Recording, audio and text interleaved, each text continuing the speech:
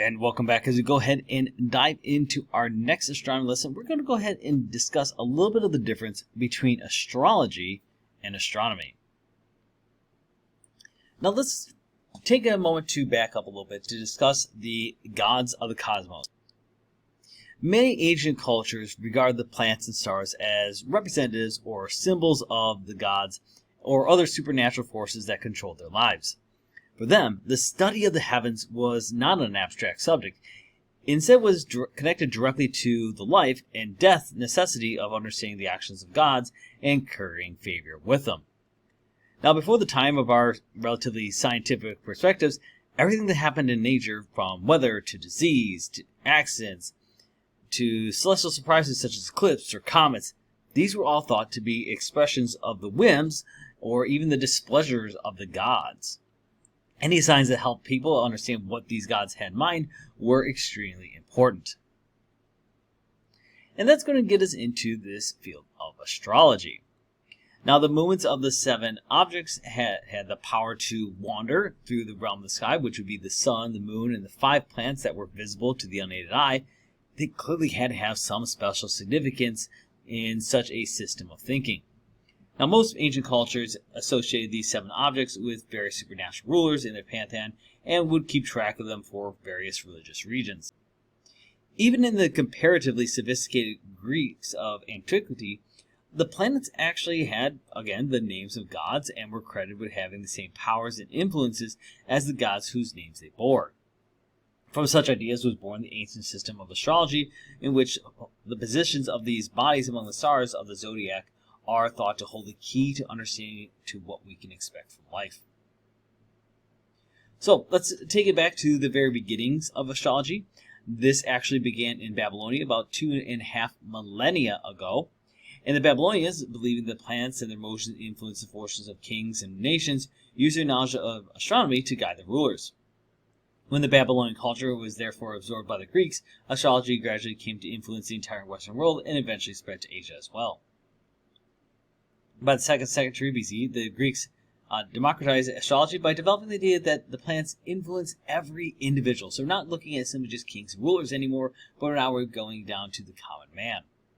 They believed that the configuration of the sun, moon, and planets at birth actually affected a person's personality and their fortune, a doctrine known as natal astrology. And natal astrology actually reached its peak with Ptolemy 400 years later, and is essentially this ancient religion that's still practiced in some form by today's astrologers. And one of the common things they use is the horoscope. So the big key in natal astrology is, of course, the horoscope, which is a chart showing the positions of the planets in the sky at an individual's birth. The words horoscope actually comes from 2 Greek words, hora meaning time and skopos meaning a watcher or marker. So really a horoscope can be translated as being a marker of the hour. Now, when a horoscope is charted, the planets, including the sun and moon, which again, remember, are classified as wanderers, must first be in the zodiac. At the time, when astrology was first created, the zodiac was actually divided into 12 sectors called signs, each 30 degrees long. Now, each sign was named after the constellation sky through which the sun, moon, and planets were seen to pass. And so, of course, the common zodiac signs are things we're probably familiar with. So you have Capricorn, Aquarius, Cancer, Leo, Pisces, Aries, Virgo, Libra, Taurus, Gemini, Scorpio, and Sagittarius. When someone today would come up to you and ask, hey, what's your sign? They're asking for your sun sign, which zodiac sign the sun was in when you were born. However, more than 2,000 years, though, have passed since the signs received their names from the corresponding constellations. Now, the reason for that is, if you remember, we talked about a little thing called precession, which is the wobble that the Earth's axis does. The constellation of the zodiac actually slid westward along the ecliptic, going once around the sky in about 26,000 years. And so, therefore, today the real stars have slipped by about 1/12 of the zodiac, about the width of one sign. So what does that mean? All right, well, this gets into the topic of dates when we're talking about astrology.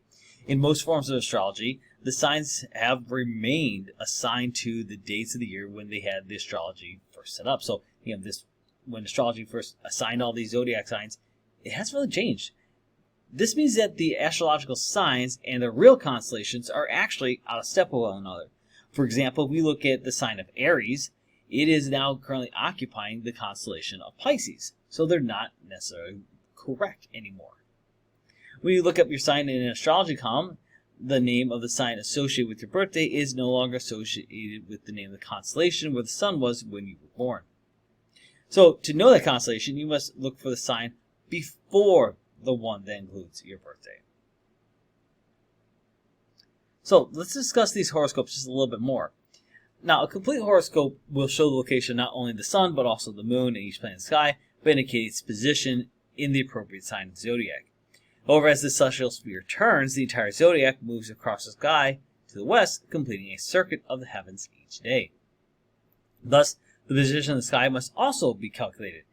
Each sign, or each house, or in each planet, as they're referred to, the last acting as a center of force, in this case, the planets, they're supposed to be associated with matters in a person's life. And these things are used in astrology today. Astrologers today use the same basic principles laid down by Ptolemy nearly 2,000 years ago. They cast horoscopes, which today is a process very much simplified by the appropriate computer program, and they use it to suggest interpretations. Sun sign astrology is a recent simplified variant of natal astrology, and although professional astrologers do not place necessarily much trust in a limited scheme, which tries to fit everyone to just 12 groups, sun sign astrology is, of course, taken seriously by many people. And why is that? Well, part of it is they believe there's this effect that these things are going to have upon the human body. Well, today we actually know much more of the nature of the planets as physical bodies, as well as about human genetics, than the ancients could. Like, we just have more scientific know-how. It's actually hard to imagine how the positions of the sun, moon, or planets in the sky at our birth could have anything to do with our personality. You know, the gravitational effect of the people in the operating room are going to have a greater influence than a planet that's, hundreds and hundreds of kilometers away. Now, there are no known forces, whether it's gravity or anything else, that could cause any such effect. And so when we start looking at this as circumstances of birth, astrologers try to argue that there has to be some kind of unknown force exerted by the planets that depend their configurations with respect to another and that don't vary according to the distance planet, forces for which there is no shred of scientific evidence. Another curious aspect of astrology is its emphasis on planet configurations at birth. So, start thinking about this. You say, well, what about the forces that might influence us at conception? Well, if it influences at birth, why not at conception? That's, a very interesting question. But, better thing might be asking, isn't our genetic makeup more important for determining our personality than the circumstances at our birth? So it really kind of begs the question, would we really be a different person if we had been born a few hours earlier or later, as astrology claims? Let's say your birthday is right in that cusp hole between one astrological sign and another. It's like, would it have made a big difference if you had really been born those other few minutes difference? So, with astrology and its role in life here, very few well-educated people today buy the claim that our entire lives are predetermined by astrological influences at birth. But many people apparently believe that astrology has validity as an indicator of affinities and personality. And a surprising number of people make judgments whom they will hire, associate with, or even marry based on astrological information. Now, to be sure, these normally on their own are very difficult decisions. And you might argue, you know what? We need to use any relevant information we can to help us make the right choices. But does astrology actually give us any useful information on human personality? Well, this is the kind of thinking that when we start thinking about it, is actually something that we can start testing more with the scientific method. And this is where astrology begins to fall apart. It suffers from a lot of fallacy. The results of hundreds of tests are always going to be the same. There is no evidence that natal astrology has any predictive power. Even in statistical sense, like we can't even look at it statistically and say, there's statistically this says this about a Libra, and this says this about a Leo. Statistically, there's nothing to be had there. So why, you might wonder, do people often seem to have anecdotes about how well their own astrologer advised them? Well, effective astrologers today use the language of the zodiac and the horoscope as really only the outward trappings of their craft. Like, it's the thing that kind of to entice you in. Most of the kind of work is more like an amateur therapist, offering simple truths that their clients either like or need to hear. The scheme of astrology, though, ultimately has no basis in scientific fact. In fact, the best thing that you can say about it, it would be a pseudoscience. Like, it has just enough scientific underpinnings to sound like it's real, but it is not a science. Astrology, though, does make for a very interesting historical system. Because remember, this is something that was devised through history to give some context before we had our scientific knowledge we do today.